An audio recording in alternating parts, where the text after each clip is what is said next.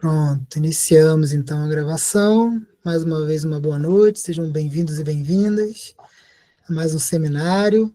Hoje eu não vou me apresentar muito, não, porque todo mundo aqui já me conhece. Como é gravação, eu só vou dizer que o meu nome é Miguel Ângelo Caruso, sou professor de filosofia clínica, atendo e formo filósofos clínicos.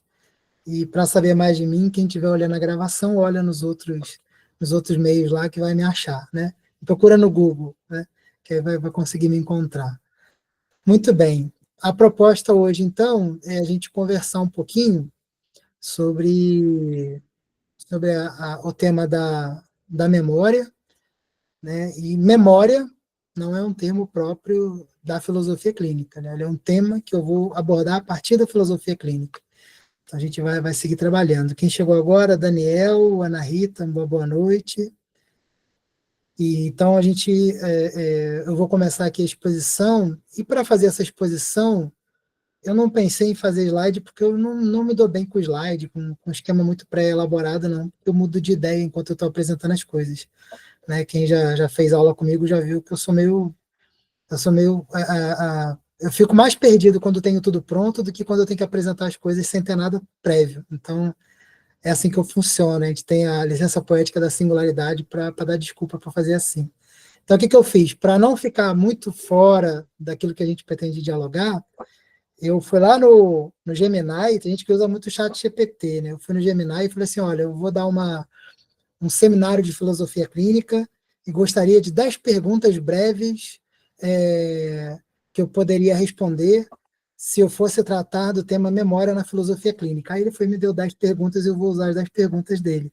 Né? Só uma delas eu tive que dar uma corrigidazinha, dois deles, uma pequena corrigida, mas no geral ficou bom. Então, o Gemini, que é o chat GPT do Google, me quebrou o galho aí para trazer as perguntas. Achei que ficaram interessantes. Muito bem. Então, como eu disse aqui, se vocês tiverem dúvidas no meio do caminho, fique à vontade para apertar a mãozinha aí, eu interrompo aqui a fala ou termino o meu raciocínio para apresentar. E a ideia aqui não é esgotar de modo nenhum o tema, é pensar a ideia da memória dentro do trabalho nosso do consultório. Lembrando que na edição passada da revista, eu não sei se foi agora a de outono ou se foi na penúltima, acho que foi agora a de outono, eu escrevi um texto chamado, ou foi a outra anterior, não lembro agora.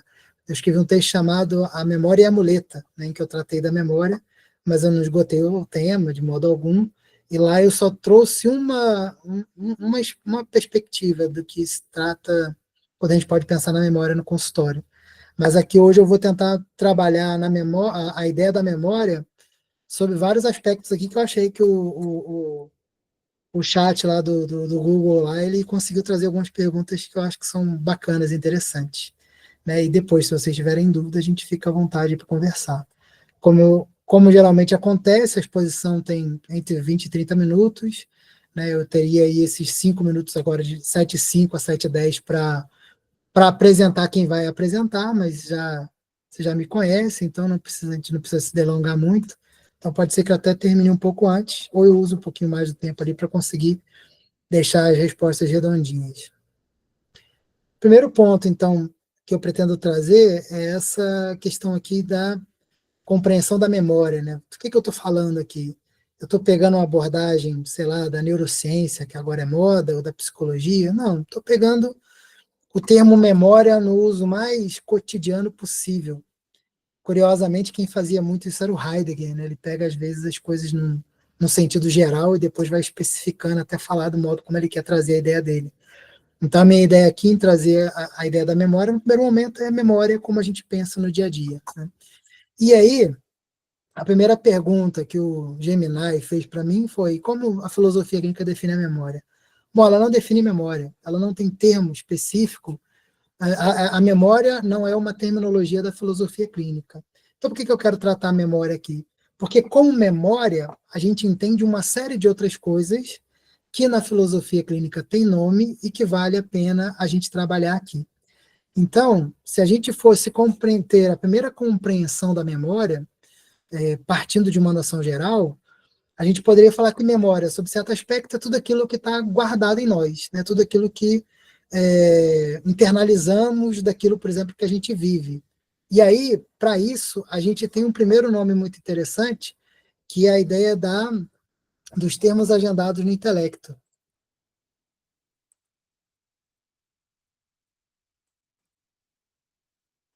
Então, termos agendados no intelecto seria o termo, talvez, o elemento mais próximo daquilo que a gente chama de memória, levando em conta que há uma distinção entre termo e conceito na filosofia clínica, que diz que termo é tudo aquilo que é expresso, tudo aquilo que vem de fora, tudo aquilo que é colocado ou que é vivenciado, né? E conceito é tudo aquilo que está internalizado em nós. Então, é como se, de algum modo, fossem os termos guardados em nós em forma de conceito. E aqui conceito não é conceito no sentido, sei lá, filosófico, de eu falar da ideia de Platão, ou da substância ou ciência Aristóteles, do ser em Heidegger, né? Nada disso. Conceito é tudo aquilo que nos habita, de modo geral. Então a gente tem como conceito tudo aquilo que está dentro de nós, então, sob certo aspecto, nossas emoções, nossos valores e as experiências que nós tivemos fora guardadas em nós em forma de conceito, né? E é lógico que dentro dessa elucubração conceitual que nós temos dentro de nós, ele também pode se transformar em novos agendamentos, né? Então a gente tem, como uma primeira ideia do que é memória, os termos agendados no intelecto. Só que a gente faz uma distinção quando a gente está atendendo. Quando a gente está ouvindo o nosso partilhante, a gente não está interessado em toda a memória, ou seja, em todos os termos agendados no intelecto do partilhante. A gente, de modo geral, a gente fica atento àqueles termos que estão agendados, mas que têm uma influência talvez maior no funcionamento da estrutura de pensamento do partilhante. Então, a gente fica de olho naquilo que é determinante, né? Embora, novamente repito, o tema agendado é tudo aquilo que a gente vivenciou. Então, tudo aquilo que o nosso partilhante nos conta, seja daquilo que ele viveu em sua história, seja daquilo que ele viveu na sua semana, seja daquilo que ele está guardando do que a gente está falando no consultório em forma de submodo, ali, em forma de procedimento clínico, ele é um tema agendado no intelecto. Então, o tema agendado no intelecto é, de modo geral, tudo aquilo que está na memória, né? Tudo aquilo que está guardado. Mas, novamente repito, no consultório a gente acaba dando mais ênfase àqueles aspectos específicos que são levantados, como, por exemplo, sei lá, minha mãe dizia que eu não era uma pessoa capaz, então eu passei a me ver incapaz. Então, um agendamento da mãe gerou o que acha de si mesmo, né, na estrutura de pensamento do partilhante, né? Ou pelo menos foi um dos fatores ali que podem ter sido determinantes. Então, no primeiro momento, memória é termo agendado no intelecto. E aí a gente pensa que esse estão agendados, vamos dizer assim, em forma de conceito, em forma de conteúdos internos ali internamente. A segunda pergunta é que, está aqui, né, qual é a ligação essencial entre memória e a história singular de cada pessoa na clínica? E aqui é uma pergunta que eu achei curiosa e achei interessante, que assim, a historicidade, vou botar em negrito aqui os termos mais da filosofia clínica. A historicidade, a gente pode dizer que ela é a nossa fonte, né, de matéria-prima que é oferecida pelo partilhante, né? Então, de onde a gente obtém as memórias do partilhante? Quando a gente pede que ele conte sua história. Não é só pela historicidade, porque a gente pode ouvir de um partilhante que é relutante em trazer toda sua historicidade, a gente pode ter que montar uma estrutura de pensamento a partir daquilo que ele conta da semana, a partir daquilo que ele conversa sobre os temas que mais interessam, sobre os desdobramentos do seu assunto imediato.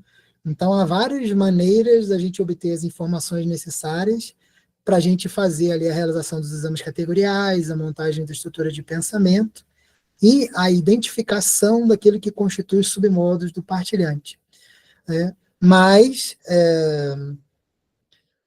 a historicidade ele vem como esse ponto, vamos dizer assim, privilegiado. Se o partilhante conta a sua história de vida e a gente consegue desdobrar, aplicar ali os dados divisórios, os enraizamentos, a gente consegue obter muita informação e ajuda muito. Tanto que, às vezes, no curso de formação, ou até com a em supervisão, eu costumo comentar para os alunos que um partilhante que fala muito costuma ser um prato cheio para nós, né?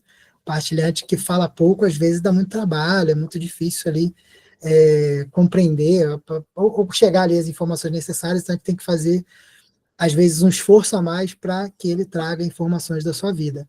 Mas a historicidade, então, ele é um modo privilegiado, ele nos ajuda a obter essas informações da memória, mas não é só historicidade, né? Pelo menos não historicidade de modo formal, porque se a gente pede que o partilhante conte aquilo que ele passou durante a semana, isso também é uma parte da historicidade, né? O que eu vivi até hoje, sei lá, um segundo antes de começar a terapia, faz parte da minha história. A própria terapia vai fazendo parte da minha história. Então, tudo que eu conto no consultório, sob certo aspecto, é história. Mas, mais especificamente, para a gente falar sobre a história de vida, é justamente quando o sujeito conta lá, desde as primeiras lembranças até os dias atuais, e a gente consegue aplicar dado divisório, enraizamento, para obter mais informações. Então, a ligação entre a memória e a história singular, ela, ela, ela acontece, ela é compreendida esse, como sinônimos, vamos dizer assim, né? Então a memória, ela tem no primeiro momento essa caracterização de ser um tema agendado no intelecto, porque é aquilo que eu guardei do que eu vivi. E o que eu vivi é a minha história de vida, né? Então eles acabam sendo intrínsecos ali uma coisa na outra.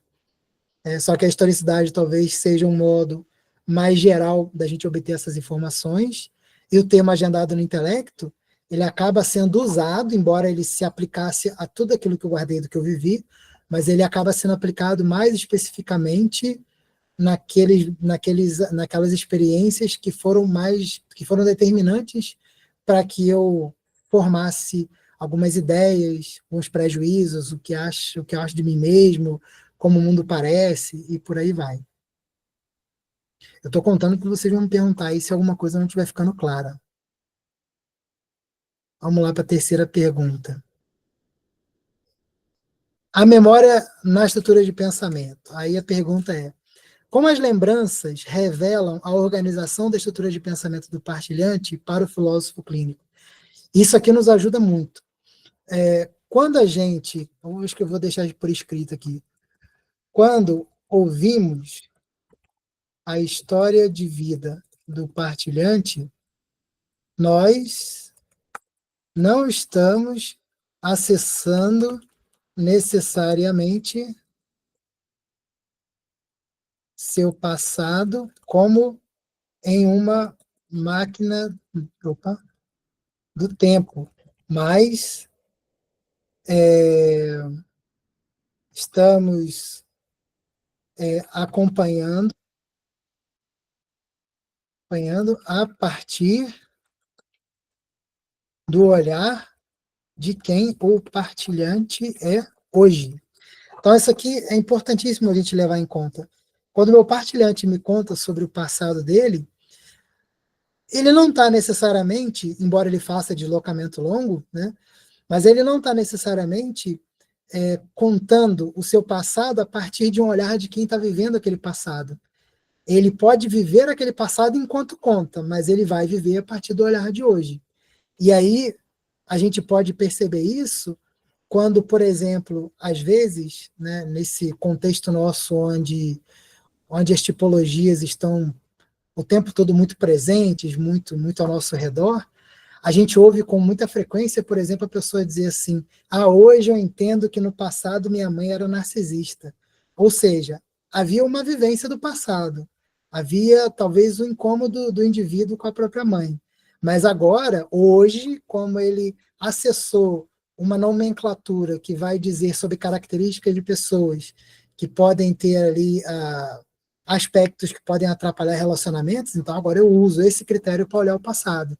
Ou seja, ele não olha mais o passado como talvez uma criança que teve uma dificuldade necessariamente com a mãe. Ele já olha aquela criança no relacionamento com a mãe a partir do olhar de hoje, já carregado de coisas que foram agendadas, né, nela ao longo da vida. Então, quando o partilhante nos traz as suas lembranças, a gente entende quem o partilhante é hoje ao olhar as suas lembranças. Tem um texto do Xavier Zubiri, que foi professor do Julián Marías, são filósofos espanhóis, em que ele vai comentar de modo muito interessante, ele vai dizer assim, quando a gente pensa, por exemplo, em história da filosofia, a gente não está olhando o passado da filosofia, porque o passado não existe. E a gente, na verdade, quando a gente olha a história, inclusive de modo geral, a gente olha quem a gente é hoje, constituído de um passado e pensando o planejamento, às vezes, de um futuro. Então, quando a gente olha para o passado ou até olha para nossas projeções futuras, a gente está entendendo quem a gente é hoje. Porque a gente é hoje constituído desse passado e desse futuro no exato instante em que a gente está contando, inclusive, sobre isso. Então, a ideia do partilhante nos contar a sua história de vida não é para que a gente vá trabalhar exatamente num passado como se ele fosse, sei lá, fazer uma regressão até aquele momento, mas como ele vê esse momento passado hoje e qual o peso que aquele passado tem exatamente no modo como o partilhante está vivendo hoje. Então, até quando o partilhante vive muito no passado, ele não está necessariamente vivendo no passado, vamos dizer assim, de modo literal, ele está vivendo o passado a partir das suas memórias, a partir daquilo que ele vai construindo, até a partir de um roteirizar, né, que é o submodo que a gente tem também na filosofia clínica, mas não necessariamente no passado. Ele está fazendo tudo isso num presente, com esses referenciais que ele formou ao longo da vida como memória. Então, novamente, respondendo essa pergunta, como as lembranças revelam, elas revelam na medida em que, ao olhar o passado, o partilhante mostra quem ele é hoje, porque ele vai olhar o passado à luz da sua estrutura de pensamento. Então, se, por exemplo, o meu partilhante não usava muito, sei lá, a ideia da axiologia, depois dele passar a trabalhar mais axiologicamente a vida dele, muito provavelmente ele vai olhar o passado à luz da axiologia, do que era certo, do que era errado, do que era importante, do que era trivial. Tudo isso ele vai olhar a partir disso. Embora, talvez, nos momentos em que ele viveu e que ele estava construindo as memórias do passado, talvez outros tópicos estivessem mais presentes, como a emoção, epistemologia, como o mundo parece, por aí vai. Então, esse é um ponto interessante para a gente levar em conta. Miguel, Sim, queria fazer um comentário. à Em vontade. primeiro lugar, boa noite, pessoal. Minha câmera está fechada, estou doente. Uhum. Estou com minha ausência no último encontro. Bom, o que eu queria falar é o seguinte, isso que você está falando é de extrema importância, né? Porque aquilo que a gente visa fundamentalmente é entender a estrutura, entender a singularidade daquele partilhante a partir de um eixo, que se chamam exemplos categoriais tópicos da estrutura de pensamento submodos. O conceito de memória em si, ele não está dentro da filosofia clínica, mas de alguma maneira essa ideia ela é trabalhada se nós formos descrever informalmente a filosofia clínica. Mas o que é interessante foi justamente o que você falou por último, porque parece que a questão aí é justamente, independente de um passado objetivo que a pessoa tenha vivido, a forma como ela contempla e ela costuma contar a sua história vai sobressair aquilo que a gente precisa em função de metodologia. Então, não é a ideia objetiva daquilo que aconteceu ou não na historicidade, mas o como está configurada essa singularidade agora no eixo de categorias, tópicos e submodos, para que nós consigamos entendê-la, entendê-la, a singularidade, através desse contar da sua própria história, né, que são as circunstâncias aí, o recorte, né, a divisão entre o nascimento e o momento atual, né.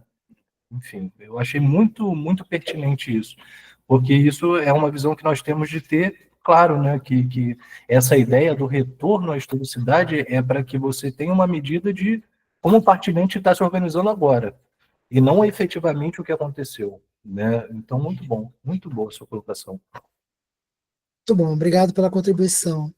E eu vou chegar num ponto ainda que eu vou desdobrar e talvez eu complemente um pouco mais Sim, esse aspecto, mas muito bom. show de bola. Vamos lá, Miguel, então. Sim, Miguel, nesse contexto, assim, a gente pode acabar dizendo que a memória pode ser subjetiva, porque às vezes no roteirizar, naquele momento atual que a pessoa, que o partilhante está vivendo, ele acaba percebendo o que realmente aconteceu, não o que ele achou que teria acontecido, né? Eu vou responder uma pergunta e depois você me diz se eu conseguir responder o que você vai fazer. Eu vou chegar numa pergunta ali que eu estou nessa lista, que eu acho que vai esclarecer um pouco mais esse ponto. Se eu Tá não joia, conseguir contemplar, aí você me coloca de novo essa questão. tá joia. Vamos chegar lá.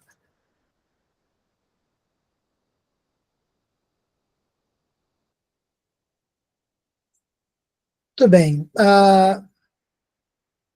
Sobre a modalidade, o Gemini comentou, né? Modalidades da memória na clínica. Como diferentes tipos de memórias influenciam a experiência e abordagem clínica? Aqui eu vou compreender diferentes tipos de memória no sentido de diferentes modos de acessar, às vezes, essa memória. E aí a gente leva em conta, assim, que quando a gente fala em termos agendados no intelecto, a gente considera, como eu havia dito, aqueles que são determinantes.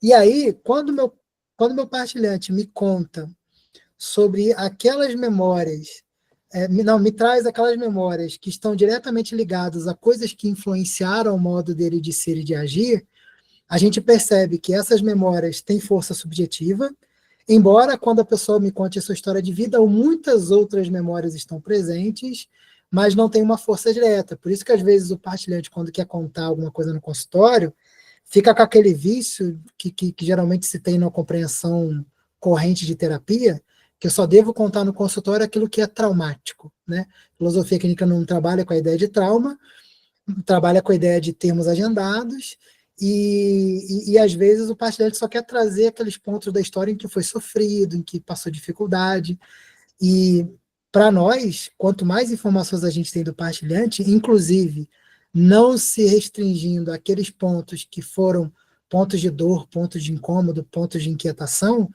a gente consegue, inclusive, perceber que há dados da memória que, se a gente reforçar aqueles dados, eles vão dar um retorno melhor para o partilhante do que se ele ficar muito preso àqueles pontos que foram muito ruins na sua história.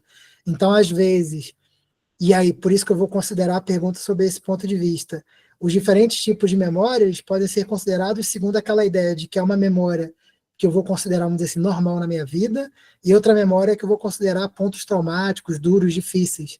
E às vezes a gente pode tornar aquilo que poderia ser considerado normal pelo partilhante, como aquele que, se a gente colocar uma lupa um pouquinho maior, ele vai passar a se ver um pouco diferente, ele pode valorizar coisas diferentes, e até rever o modo como ele via coisas, ocasiões, acontecimentos e pessoas. Né? Então, a pessoa pode ressignificar a circunstância, o lugar, o tempo, a relação, a partir de uma lupa que a gente coloca no momento, que às vezes era considerado trivial, e diminui um pouco o olhar para aquele ponto que a pessoa considerava central na vida. Então, às vezes, a gente pode dosar a relevância que a gente vai dar a diferentes tipos de memória. Há outro procedimento que eu vou trazer aqui depois, que vai complementar esse. Mas eu acho que, para responder essa pergunta, eu colocaria esse ponto. Né? Eu posso considerar, sobre esse aspecto, essa ideia de diferentes tipos de memória. Pode ser que o chat GPT estivesse perguntando sobre outra coisa, só que eu não perguntei a ele, não pedi para me esclarecer. Então, vai ficar com essa resposta, pode ser que depois apareça uma outra. Né? A outra pergunta é, a memória e suas variações. Como a filosofia clínica lida com esquecimentos, distorções ou novas interpretações de memória? Eu acho que essa que vai ser vai um pouco corresponder um pouco à pergunta do que a Fafá fez. Se não for, depois você me diz. A ideia aqui é a seguinte. Em primeiro lugar, vamos botar assim primeiro, a filosofia clínica não é filosofia. Em que sentido? Quando o nosso amigo Sócrates interpelava lá os seus concidadãos de Atenas, ele chegava para um e falava assim, você acha que é injusto fazer tal coisa? O sujeito isso aqui é injusto. Aí ele começava a interpelar o sujeito, até chegar num ponto, às vezes, que o sujeito ficava lá todo confuso, porque as ideias dele sobre a justiça não era consistente de acordo com aquele diálogo que estava tendo com Sócrates. Ou seja, Sócrates desconstruía uma ideia que considerava limitada para pensar a justiça, e assim, para um monte de outras coisas. Então, ele meio que tinha como um dos caminhos dele mostrar que o sujeito não sabia tão bem aquilo que achava que sabia. Esse era um dos modus operandi do Sócrates. Qual é o problema aqui? Bom, nenhum, para a filosofia. Porque todo filósofo tenta, a partir do diálogo com a tradição, ou pelo menos a maioria deles, tentar mostrar que o que ele está pensando é uma espécie de melhoramento daquilo que o outro talvez não tenha pensado suficientemente. Então é uma busca, vamos dizer assim, por ter razão, né? Por estar com a verdade e tudo mais. Até quando o sujeito diz que não há verdade, ele está afirmando isso em forma de verdade. Então isso acaba trazendo essa perspectiva, né? Ou aquela afirmação do Nietzsche lá, tá tudo é interpretação, inclusive isso que eu estou falando. Então, assim, a gente está toda hora afirmando alguma verdade, ainda que a gente queira, dentro da filosofia, no caso, relativizar o alcance dessa verdade que se pretende chegar. No caso da filosofia clínica, isso é uma coisa também que é importante de levar em conta, o caráter filosófico, vamos dizer assim, a filosofia clínica, vamos dizer assim, o caráter melhor, o caráter filosófico da filosofia clínica está em seu fundamento, né? Então, assim, ele está mais no seu fundamento do que em sua prática.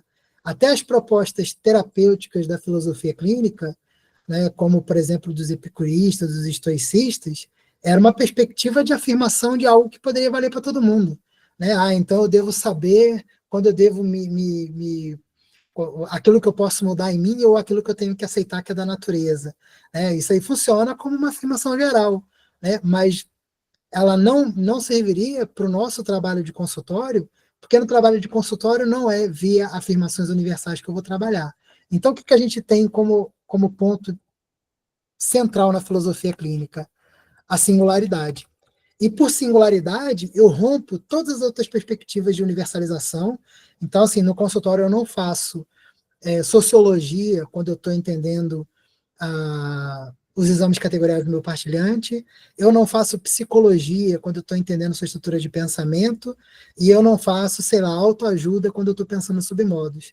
Eu estou compreendendo o meu partilhante a partir de si. Ele é o meu critério absoluto de trabalho para eu conseguir ver o que eu posso fazer para auxiliá-lo. Então, não é... Vou botar aqui mais para baixo para caber tudo. Então, aqui, quando a gente pensa na filosofia clínica, a gente não pensa em elementos de discussão, inclusive objetivos da verdade. Então, indo para esse ponto aqui, como é que ele lida com esquecimento?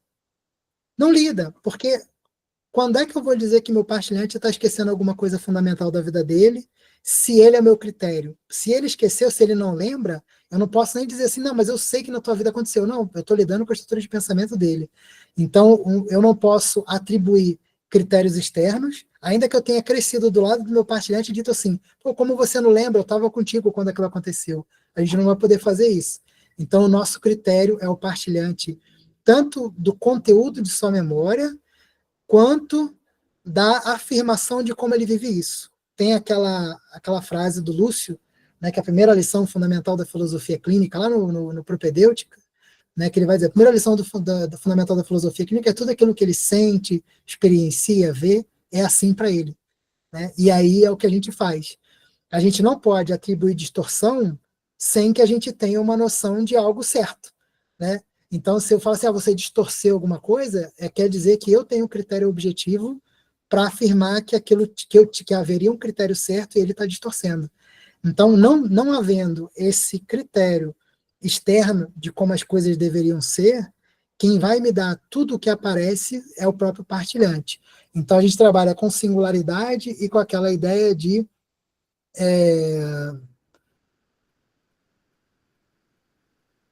representação de mundo.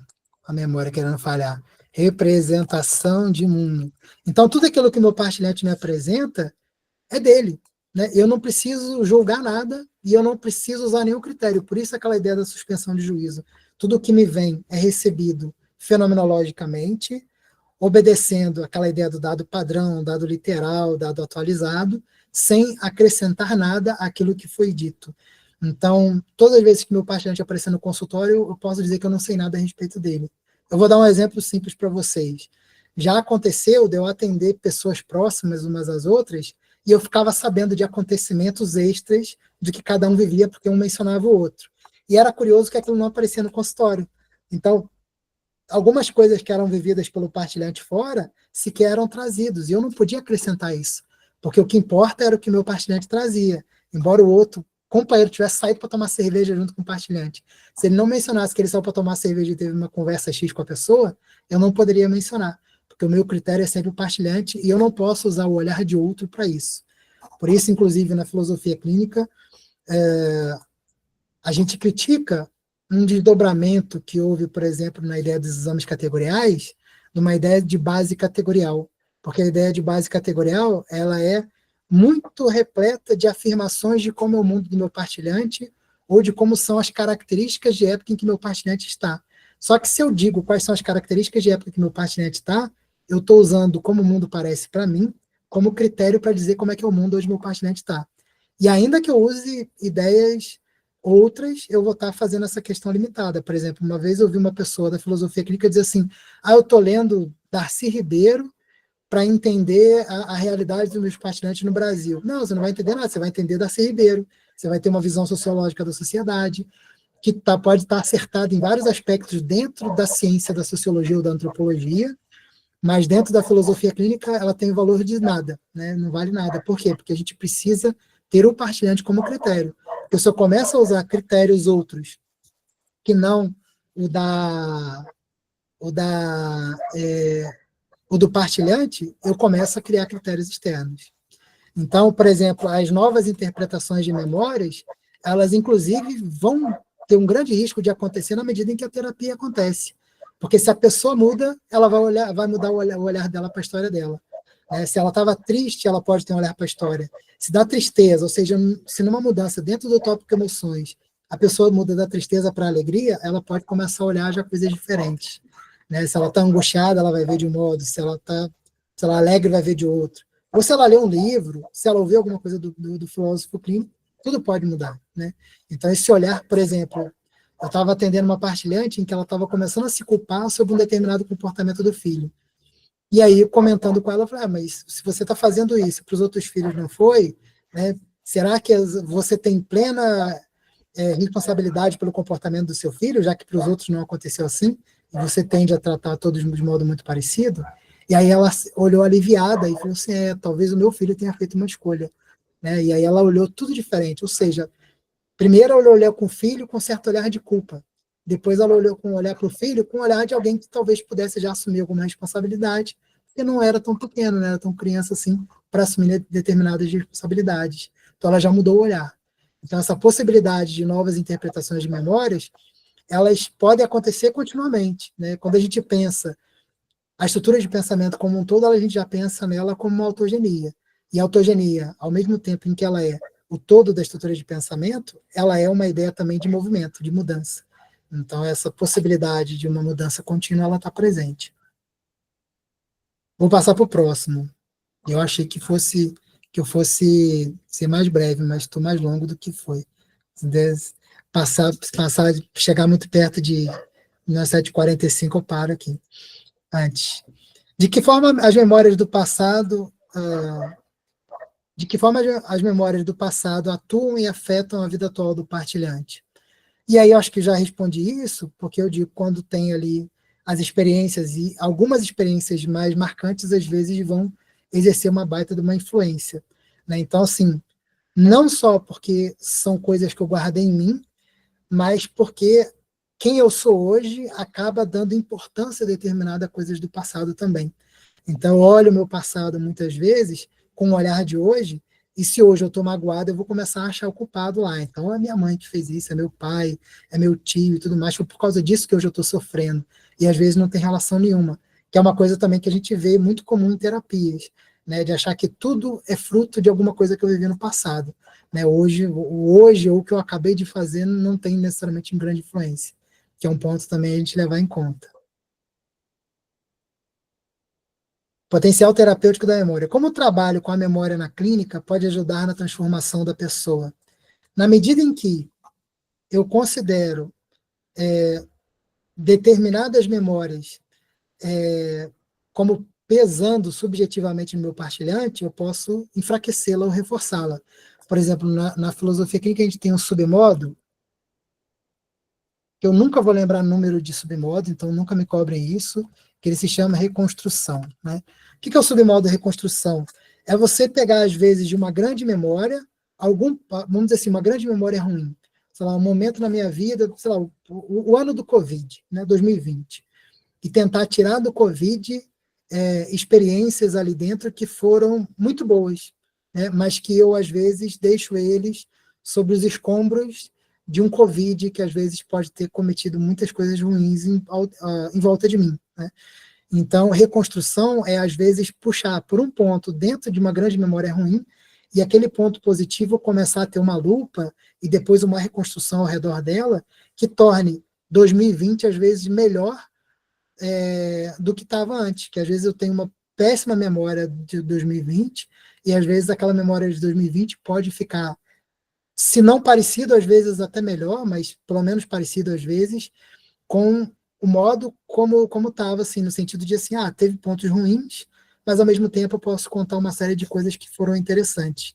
Então eu posso refazer a memória, não no sentido de ficar inventando moda ali, de ficar inventando, mas de pegar pontos que já estão ali e reforçá-los. E isso tem um poder às vezes, de sobrepor a memória ruim, muito, muito interessante. Né? Sem contar que eu já trabalhei com reconstrução de memórias da semana. Então, por exemplo, se eu já sugeria uma partilhante que no fim do dia, ao longo da semana, ela elencasse coisas que foram positivas no dia. E aí ela dizia assim, ela que já tinha sempre uma memória ruim da semana, dizia assim, nossa, agora para ter o que pensar à noite de coisa boa, até borboleta voando na rua, eu fico prestando atenção. Pronto. Né? Ela vai começando a reforçar uma ideia. É claro que isso não serve para todo mundo, mas é uma ideia que pode funcionar de modo bem interessante.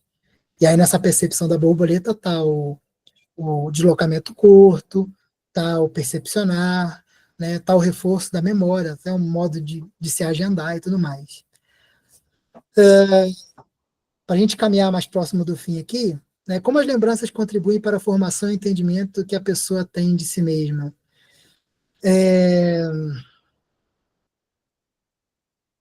Eu acho que isso aqui, sobre certo aspecto, também eu respondi antes, né? Essa ideia essa ideia da memória tem aqueles termos que são, vamos dizer assim, determinantes, que acabam tendo um peso subjetivo. A gente pode, às vezes, botar uma lupa em outros momentos da vida para reforçar aquilo, mas também a gente pode ressignificar a memória a partir de outras perspectivas, porque, às vezes, um acontecimento ele pode ter vários modos de serem olhados, e, dependendo do partilhante, trabalhar o tópico, por exemplo, o significado é fundamental para a gente fazer essa modificação. Então, a pessoa pode ter as mesmas memórias, mas olhá-las de modo diferente. Né? Por exemplo, eu já tive partilhante que tinha uma mágoa, por exemplo, de um ente querido, de um avô, porque esse avô, em tese, quando largou a avó com quem dividia o espaço com ela, em tese, tinha entendido que ele tinha abandonado, mas depois ela tentou ver o avô de outro modo. Um avô que ainda tentou manter contato com ela, um avô que talvez tenha feito o máximo possível, só que o máximo possível dele era aquilo que talvez ela não era exatamente o que ela esperava. Então, ela olhou o mesmo avô que saiu de casa e acabou ficando com outra pessoa, mas com um olhar um pouco mais, vamos dizer assim, mais compassivo em relação a ela. Penúltima questão, desafios com memórias sensíveis. Quais cuidados éticos e práticos são necessários ao abordar lembranças difíceis ou traumáticas? A gente não trabalha com a ideia de trauma, mas a gente sabe o que é lembrança, o que querem dizer quando falam de traumáticas. E esses cuidados, eles acabam sendo uma questão muito importante. Na filosofia clínica, a gente sugere muito aos partilhantes, aos filósofos clínicos, que eles não toquem, sempre que possível, que não toquem em pontos de dor do partilhante. Por quê? Porque, às vezes, trabalhando ao redor, nas periferias do problema, a gente dá conta daquilo ali. É lógico que partilhantes vão trazer problemas, e às vezes eles vão requerer que trabalhe com isso, mas sempre que possível, a gente não precisa trabalhar com aquilo ali, a gente não tem obrigação de ficar mexendo ali naquilo ali. A gente não tem o pressuposto, por exemplo, de que tem que mexer no trauma para resolvê-lo. Às vezes, por questões periféricas, a gente dá conta daquilo de modo muito melhor, e às vezes a terapia fica mais leve, né? Então a gente cuida para não ficar trabalhando, porque a gente não tem o pressuposto necessário de que eu preciso mexer na dor para ajudar o partilhante. Tem muitos modos para ajudar o partilhante. E última pergunta, memória na projeção do futuro. Como a compreensão do passado via memória ajuda o partilhante a construir seu futuro? Bom, se ao compreender o passado, o partilhante está fazendo uma atualização da sua estrutura de pensamento, dos seus submodos, das suas categorias, inevitavelmente ele muda quem ele é hoje. E ao mudar quem ele é hoje, ele vai mudar quem ele vai se projetar no futuro, né? Porque ele já é diferente a partir de hoje naquilo que ele está projetando. Então, se ele estiver trabalhando com as buscas dele podem ser modificadas na medida em que ele vai passando por processos autogênicos e que ele vai atualizando a sua estrutura de pensamento. Então, na medida em que eu trabalho com o meu partilhante, que no hoje olha para o passado e olha para o futuro, ele, inevitavelmente, ao mudar o olhar para o passado, ele corre muito risco de já olhar também para o futuro, já de modo diferente, porque na medida em que ele faz esse movimento, ele muda quem ele é agora, né? E esse mudar quem ele é agora é um passo fundamental para que a gente continue a clínica e nesses dados atualizados que vão acontecendo a cada sessão, a gente vê que esse projeto para o futuro, inevitável até se a pessoa tem busca ou não, acaba acontecendo, né? Porque a gente muda o sujeito no agora, no hoje. Enfim, é isso. Eu achei que eu ia falar mais curto, então já falei demais já. Podem comentar, fiquem à vontade. Então não vale ficar em silêncio.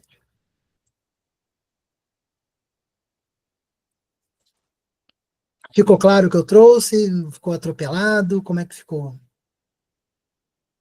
Eu achei bem interessante. Fiquei lembrando de algumas coisas, né, do curso e lembrando da questão da edição que a gente faz, né?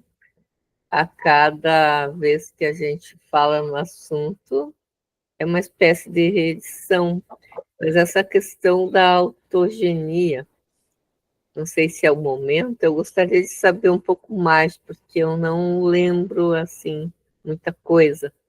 É um movimento interno, né? Mas não é só isso. Poderia falar um pouquinho mais sobre isso agora? Sim. Ou agora? Sim. Tentarei ser breve. A autogenia a gente pode pensá-la sobre alguns aspectos. Enquanto tópico da estrutura de pensamento, a gente vai compreender que a autogenia ela é a percepção de como os tópicos da estrutura de pensamento dialogam entre si, né? Como é que se dá a interseção entre os tópicos. E aí a gente também pode pensar que nesse processo de perceber como os tópicos dialogam, inevitavelmente a gente já está pensando no movimento. Então, a autogenia, ele seria ao mesmo tempo essa compreensão do todo e uma compreensão de uma movimentação interna. E aí, tem um termo que a gente pode utilizar para pensar esse diálogo de um modo um pouco mais abrangente, que é o que a gente chama de padrão autogênico.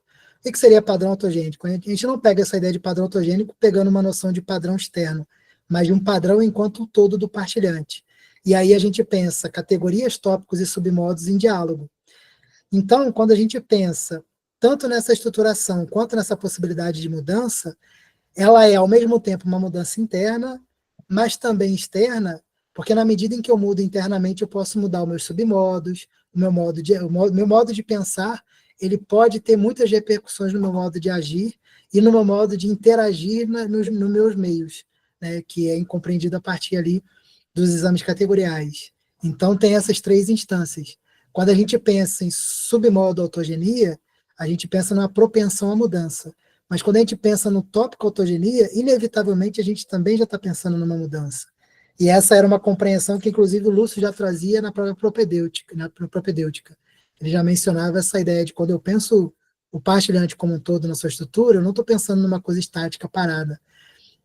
Inclusive, quando a gente pensa no partilhante dentro de uma mesma sessão, a gente já pode pensar ali numa mudança, mas numa sessão após a outra, uma das coisas que a gente observa como critério para a compreensão daquela estrutura de pensamento é o que a gente chama de dado atual, porque porque a gente está sempre percebendo que alguma coisa pode mudar ao longo da semana, ou até como consequência das nossas intervenções ali no procedimento clínico. Interessante, um bom assunto para o próximo seminário. Quem sabe, quem sabe. Desafio. Obrigada. Nada. Ana Rita? Boa noite, Michael. Boa noite, pessoal. Eu tenho até um pouquinho de dificuldade de formular essa pergunta, mas eu gostaria muito de te ouvir e ouvir os colegas, se tiverem experiência nessa área. É a gente entendendo, partindo do pressuposto de um raciocínio teoricamente desestruturado. E como acessar essa memória, porque, pelo que eu entendi do que foi falado, a memória é já a memória do partilhante, e não a memória que recebe o filósofo clínico, né? Que são coisas distintas, são coisas diferentes. Quando a gente fala de desestruturação de raciocínio, por exemplo, num caso de Alzheimer, e de Alzheimer profundo, tu vai ter uma memória, não é que a memória não existe, a memória passa a ser quase que uma caixa de Pandora, onde tu aprende a acessá-la. Eu convivo com uma pessoa que me é muito cara há 13 anos, né, com este quadro, então a gente aprende a acessá-la quase que via semiótica, assim, né? Por outros ângulos, às vezes pelo um toque de pele, pelo um cheiro, por um estímulo auditivo, uma música. Como eu gostaria de te ouvir em relação a isso, se essas respostas, essas perguntas e essas respostas, elas se modificariam diante de uma desestruturação de raciocínio, que eu coloco isso bem entre aspas, porque eu vejo a desestruturação de raciocínio, uma percepção do lado de cá que pode não estar acontecendo lá dentro. Então, eu sou muito crítica com relação a esse termo, sabe, minha gente? Porque eu percebo, muitas vezes, que falta uma linguagem do partilhante, não é que falte linguagem do partilhante, falta uma capacidade da outra parte da comunicação, do filósofo clínico, no caso, se aproximar da linguagem do partilhante que não é verbalizada. Às vezes fica em termos de medo, de imagem, né, de assombros diante da existência. É isso, minha gente. Ótima pergunta, Ana Rita. Eu vou falar do ponto de vista de alguém que nunca atendeu alguém com Alzheimer, né? Mas o que eu faria se eu estivesse acompanhando uma supervisão ou se eu estivesse atendendo seria o seguinte: são pessoas, muitas vezes, que já não conseguem acessar essa memória a ponto de verbalizá-la, mas provavelmente ela tem muitas memórias, ela tem muitas coisas ali, tanto que às vezes alguém com Alzheimer esquece às vezes coisas recentes, mas ainda lembra de coisas antigas, né, e repete movimentos. Há um tempo atrás eu vi uma pessoa que com Alzheimer tocava piano, né, então memória motora permanecia. Então, assim, o que a gente faria num caso desse, talvez fosse muito próximo daquilo que o Hélio fazia nos hospitais psiquiátricos, que é, assim, tentar trabalhar com aquilo que é manifesto durante a intercessão, né? E não necessariamente aquilo que vai vir na intercessão vai ser uma verbalização ou uma ideia organizada daquilo que a pessoa tem em si. Vai vir em forma de gestos. Então, a gente sabe, como você falou, que um determinado toque tem uma determinada interação, que uma música que a pessoa ouve pode gerar uma animação. Então, o limitado ali não é a pessoa atendida, é o terapeuta para conseguir acessar aquilo. Então, assim, dentro da limitação que ele tem, ele vai precisar compreender a lógica interna de como aquela pessoa está se estruturando, está funcionando ali, para dar o máximo possível que ele tem, e que às vezes vai ser bem pouco, de um bem-estar para aquela pessoa, que não vai ter como rever sua própria história, que não vai ter como ressignificar nada, e às vezes vai reduzir ao limite do filósofo clínico ali a uma intervenção que a gente sabe que faz bem, mas que a gente infelizmente não pode ir muito além disso.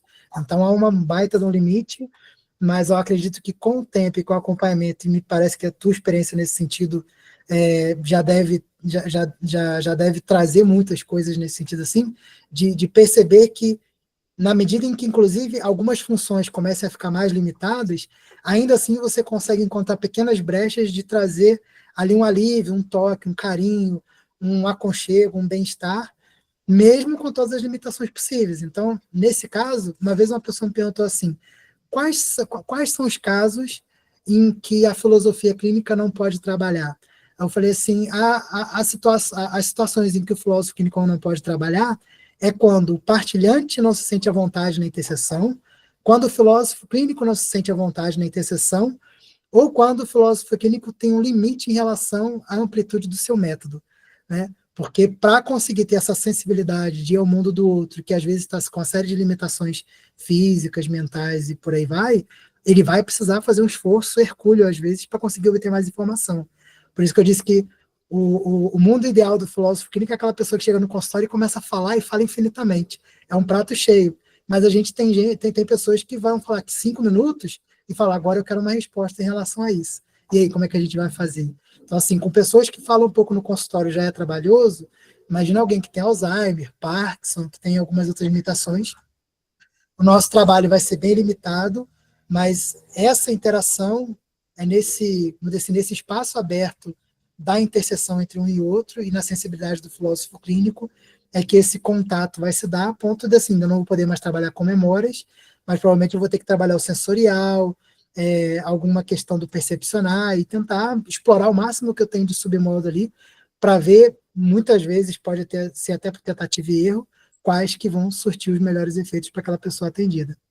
Não sei se eu consegui responder a você. Obrigada, conseguiu sim. Obrigada. Tudo bem, mas alguém quer comentar alguma coisa, perguntar, complementar a resposta?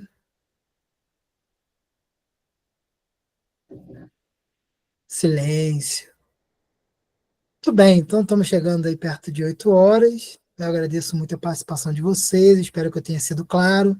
Eu agradeço a Ivani, a Ana Rita e as perguntas da Fafá também. Espero ter respondido a sua pergunta, Fafá, com aquelas outras respostas. E no final do mês que vem a gente tem mais um encontro aí do seminário, fiquem à vontade para participar. No dia do próximo encontro é que eu vou postar isso daqui na gravação, então vocês vão ter acesso depois. Enquanto isso, vocês podem assistir o duelo lá, que dá para assistir umas 3 vezes e tirar coisa interessante de lá ainda para pensar. Ainda mais que o dele foi bem longa, então vai dar para trabalhar bem. E muito obrigado pela presença de vocês, pela participação. Daqui a um mês teremos mais. Falou, gente. Boa noite. Boa Beijo. noite. Obrigada, Miguel. Obrigado. Foi ótima aula. Miguel, boa Eu noite. agradeço. Boa Boa noite. Boa noite, Melhora, pessoal. Obrigada. Paulo. Melhora. Muito obrigado mesmo. Melhoras aí, Paulo. Valeu. Abraços. Bom feriado, né?